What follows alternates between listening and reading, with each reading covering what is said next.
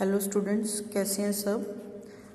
बेटा हम जो ऑपरेशनल रिसर्च है उसका ट्रांसपोर्टेशन का टॉपिक कर रहे थे। उसमें हमने stepping stone method and MODI method जो है ऑप्टिमम सोल्यूशन फाइंड आउट करने के वो कवर कर लिए थे। एक क्वेश्चन जो एग्जाम में आपको आ सकता है दैट इज के डीजेनरेसी है जो वो क्या होती है। शॉर्ट नोट में बहुत बार पूछा जाता है डीजेनरेसी, और लॉन्ग क्वेश्चन में हो सकता है कि क्वेश्चन है जो उसमें डीजेनरेसी हो। तो हमने जो डीजेनरेसी है जो उसको डिस्कस किया था कि डीजेनरेसी क्या है, कि degeneracy is a situation that occurs when the number of occupied cell in a solution is not equal to the number of rows plus number of columns minimum 1 in a transportation table -1।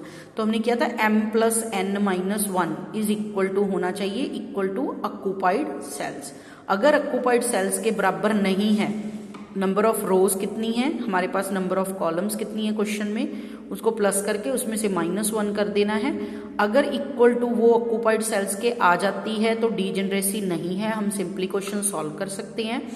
अगर occupied sales के बराबर नहीं है, मान लो आपके पास 3 रोज हैं 3 columns हैं, तो बन गया 6 -1 मतलब 5 आपके ऑक्यूपाइड सेल्स होने चाहिए।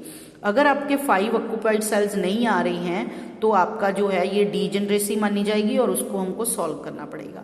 जो डीजेनरेसी है बेटा 2 स्टेजेस पे आ सकती है। एक तो होती है इनिशियल स्टेज, जब आप क्वेश्चन बेसिक फिजिबल सोल्यूशन निकाल लेते हो उसके बाद ऑप्टिमम सोल्यूशन निकालने से पहले। दूसरा ऑप्टिमम सोल्यूशन निकालते निकालते एक बार आपने टेबल बना लिया, दूसरी बार सॉल्व कर रहे हो तब आ सकती है, तीसरी बार टेबल सॉल्व कर रहे हो तब आ सकती है। तो एक है इनिशियल सोल्यूशन स्टार्टिंग सोल्यूशन के दौरान, और दूसरा है ऑप्टिमम सोल्यूशन जब आप करते हो तो उस टाइम पे किसी नेक्स्ट स्टेज पे है जो आ सकती है।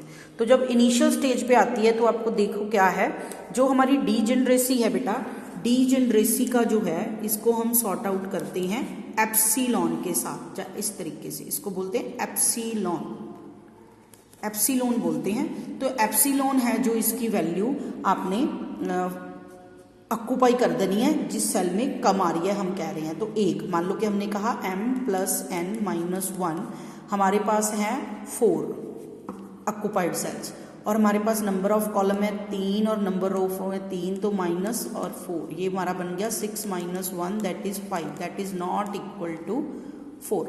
ठीक है जी। तो ये हमारी क्या आ गई डीजेनरेसी। जब हमने बेसिक फिजिबल सॉल्यूशन निकाल लिया उसके बाद जब हम रिम रिक्वायरमेंट चेक करते हैं उस टाइम की बात कर रहे हैं। तो रिम रिक्वायरमेंट के दौरान आपकी जो है m plus n minus 1 is not equal to number of occupied cell, तो डीजेनरेसी जनरेट होगी।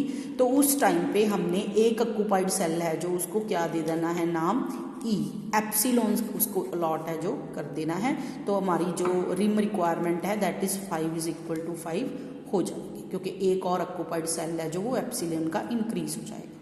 तो उसके बाद हमारे पास है कि जो एप्सिलॉन है वो देना किसको है, एप्सिलॉन जो है जो मिनिमम कॉस्ट वाला है उसको देना है एप्सिलॉन। हमने किसको ऑक्यूपाइड सेल मानना है जिसमें मिनिमम कॉस्ट दी हुई है उस तरीके से। तो वो हम है जो क्वेश्चन में देखेंगे।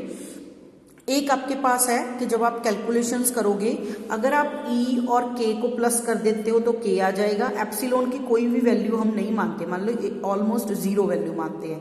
एप्सिलॉन प्लस K तो K ही आ जाएगी वैल्यू। एप्सिलॉन में से K माइनस कर दोगे तो भी K ही आ जाएगी वैल्यू। एप्सिलॉन प्लस एप्सिलॉन करोगे तो एप्सिलॉन ही रह जाएगा। एप्सिलॉन में से एप्सिलॉन माइनस करोगे तो 0 आ जाएगी वैल्यू। एप्सिलॉन को K से मल्टीप्लाई करोगे तो भी 0 आ जाएगी, क्योंकि E की वैल्यू हम 0 मान के चल रही है, अप्रॉक्सीमेट 0, ऑलमोस्ट नील है वैल्यू जो है। तो ये है कि अगर आप इसको मल्टीप्लाई या उसमें से कुछ माइनस करोगे तो क्या वैल्यू है जो बनेगी। उसके बाद हमारे पास जो है इलस्ट्रेशन नंबर 11 जैसे आपको दे रखी है, तो इसमें इसने इनिशियल बेसिक फिजिबल सोल्यूशन है वो वोगल मेथड से निकाल रखा है, वैम मेथड से इसको अप्लाई कर रखा है। तो अब हमने करना क्या है, इसका ऑप्टिमम सोल्यूशन निकालना है मोदी मेथड लगा के। तो हम सबसे पहले क्या चेक करेंगे, rim requirement that is m plus n minus 1। तो इसमें देखिए 1 2 3 4 रोज हैं 4 कॉलम हैं, तो 4 रो और 4 कॉलम्स अगर हमारे पास हैं तो हम रिम रिक्वायरमेंट की बात करें m plus n minus 1 की, 4 plus 4 minus 1 दैट इज 7 आना चाहिए। तो हमारे ऑक्यूपाइड सेल्स कितने हैं इसमें देखो 1 2 3 4 5 एंड 6। तो इसका मतलब ये डीजेनरेसी का केस हो गया, क्योंकि नंबर ऑफ ऑक्यूपाइड सेल हैं जो इसके बराबर नहीं है। ठीक है जी, 7 आना चाहिए और ऑक्यूपाइड सेल्स हमारे पास 6 हैं, तो इसलिए यहाँ पे डीजेनरेसी का क्वेश्चन हो गया। किसको देनी है डीजेनरेसी में? एप्सिलॉन असाइन करना है। किसको? The lowest unit cost of independent cell, जो सेल जिनको अलॉट नहीं किया गया उनमें से जिसकी कॉस्ट मिनिमम है उसको अलाउ करना है। तो इस केस में अगर आप देखें तो इसमें हम देखते हैं कि जो अनऑक्यूपाइड सेल्स बचे हैं इसकी कॉस्ट है 14, इसकी है 16, 14, 24, 22, 30, 18, 0, 0, 0। तो इस तरीके से आपके पास गिवन है। तो आपने इसमें से किसी को भी एक को जो है वो क्या देना है? एप्सिलॉन है जो असाइन करना है, तो उसको आप ई की वैल्यू है जो एप्सिलॉन की वैल्यू दे दोगे। तो इस तरीके से आपने इसको करना है। तो ये आपका आ गया बेटा एप्सिलॉन की वैल्यू दे रही है हमने। एप्सिलॉन है जो इसने जिसमें इस कॉलम में है जो असाइन किया है, अगर आप इसमें भी देते तब भी बन जाता। तो वो रूट देख रहा है कि जिससे रूट बन सके उसको दे हिसाब से दे रहा है, अदरवाइज आपने उसको एप्सिलॉन दे देना है। तो जब आपने इसको एप्सिलॉन असाइन कर दिया, आपकी रिक्वायरमेंट पूरी होगी, तो फिर आप सिंपल जैसे मोदी तरीके से क्वेश्चन सॉल्व कर रहे थे उसी तरीके से करोगे। वही U1 या R1 जो हमारी वैल्यूज है वो निकाल लोगे, U1, U2, U3 वाली, और V1, V2, V3 वाली, या K1, K2, 3। एक बुक में R1, R2 लिखा है इसको, एक में K1, K2 लिखा है, तो आप जो भी देखना चाहो तो उस तरीके से वैल्यूज निकालेंगे। फिर उनकी अपॉर्चुनिटी कॉस्ट हमने कैलकुलेट की थी अनऑक्यूपाइड सेल्स की, वो निकाल लेंगे। उसके बाद जब हमने इसकी वैल्यूज काउंट की तो उसमें से जो हाईएस्ट नेगेटिव आएगा उसको हम सॉल्व करेंगे, दैट इज उसका रूट बना के, जो हमने किया हुआ है कि उसका लूप बनाएंगे और लूप बना के उसको प्लस माइनस है जो फिगर को कर देंगे। तो जी इस तरीके से अगर देखा जाए तो इसका जो है -6 हाईएस्ट लोएस्ट नेगेटिव वैल्यू आ रही है, हाईएस्ट नेगेटिव। तो इस जो हमारा रूट है उसको सॉल्व करना है। ये है रूट, ये है हमारा। इस रूट में यहाँ जो है एप्सिलॉन है जो वो यहाँ पे प्लस हो जाएगा, इसमें माइनस हो जाएगा, इसमें से प्लस हो जाएगा और इसमें से माइनस हो जाएगा। तो इस तरीके से प्लस माइनस की वैल्यूज है जो हो जाएगी। तो एप्सिलॉन यहाँ प्लस हो गया हमारा, ये आ गया नेक्स्ट टेबल में। एप्सिलॉन यहाँ से यहाँ पे प्लस हो गया है। 40 की वैल्यू 40 ही रह गई है क्योंकि एप्सिलॉन इज इक्वल टू 0 ही है।